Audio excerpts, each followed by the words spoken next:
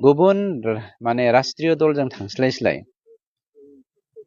जोंनि आखाइजोंनो सोमजिनाय माने आन्चलिक दल इउपिपिएल फै आरो सिगांनि बिटिसि बिराद फाराग दिन्थिबाय दासिमबो मा बुङो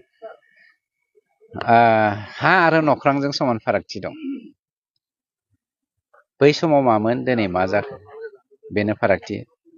मोनसे समाव दुखु दाहा थैनि बाना गावजों गाव सैलायलायै न'खरजों न'खर थांलायलायनो हायै माने हिंसा अत्याचार बेफोरजों 17 बोसोर बारगलायलांदोंमोन।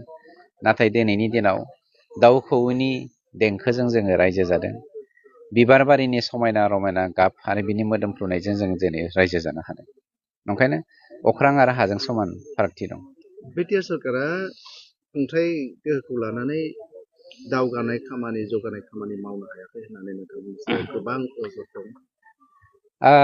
17 बोसोराव बिथांमोना जा मावदों बेखौ जोङो 5 बोसोर बेनिख्रुइ बिथांमोननि मावनायनिख्रुइ 5 बोसोराव जों बांसिन मावदों। 5 बोसोर जानो थांगासिनो दङ। गतिके बे अजद होखागोन। बे अपोजिशननि मोनसे केरेक्टारखा बुंनाया, खिन्थु बिथांमोना मा मावदों बेखौसो बुङाखै। बिटिआर इलेक्सना सफैगासिनो ओरैनो माबायदि अपोजिशन हिसाबै जोंनि बिटिसिआव आरो रावबो गैलिया। हाग्रामानाव 10टा एमसिएलए दङ। 10टा एमसिएलएखौ लानानै बावैसोनो बिथाङा डिजल्भ खालामनानै गुबुन मोनसे पार्टियाव जइन जानो थांगासिनो दङ। सैथोखौ बुंनायखाय हाग्रामाया लाजिदों। खिन्थु सानफ्रामबो बिथाङा अपोजिशनजों मा होनदों गुबुन राजनिति दोलोजों सावरायगासिनो दङ गावनि पार्टिखौ डिजल्भ खालामनानै। ओंखायनो आं नोंथांमोननि मिडियानि गेजेरजों बिथांखौ गले गले मैयाबो खावलायदों, दिनैबो खावलायगोन। गुबुन माने राष्ट्रीय दलजों थांस्लायस्लाय जोंनि आखाइजोंनो सोमजिनाय माने आन्चलिक दल इउपिपिएल फैनानै नोंथाङा बेवहाय राजखान्थि खालामफै, समाजखौ दैदेननो आवगायफै, नोंथांनि मावनाय गोरोन्थिफोरखौ सुद्रायफै, नोंथांनि समाव जाख्ल'नानै मावनो हायै खामानिफोरखौ मावफुंजोबफै। बेखायनो जों बिथांखौ जोंनि इउपिपिएल दोलोआवसो खावलायदों फैनो थाखाय। रायजोफोरनि मोनसे नोजोर आरो बे नोजोरा थारैनो हाग्रामानि सायाव दङ।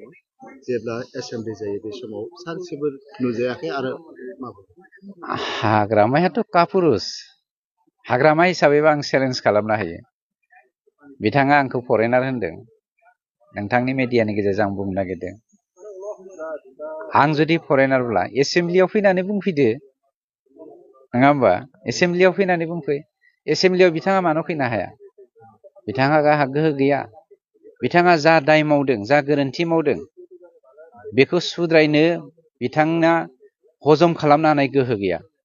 मानोना बिथाङा गावनो मालायखौ दमन खालामनानै रायजो जाबोनाय दैदेनबोनाय दैदेनगिरि सासे।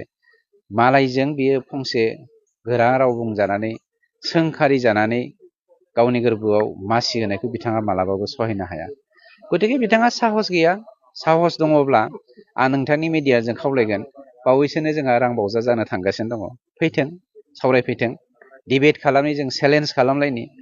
आरो नोंथाङा हाग्रामाखौ लोगो मोनबा, आं फेरेंगाया चेलेन्ज खालामदों हाग्रामाखौ जोंनि एसेम्बलियाव जे रांबावजा जानो थांगासिनो दङ, बाजेट जानो थांगासिनो दं, बे बाजेटआव फैथों, जों सानैजों डिबेट खालामनि।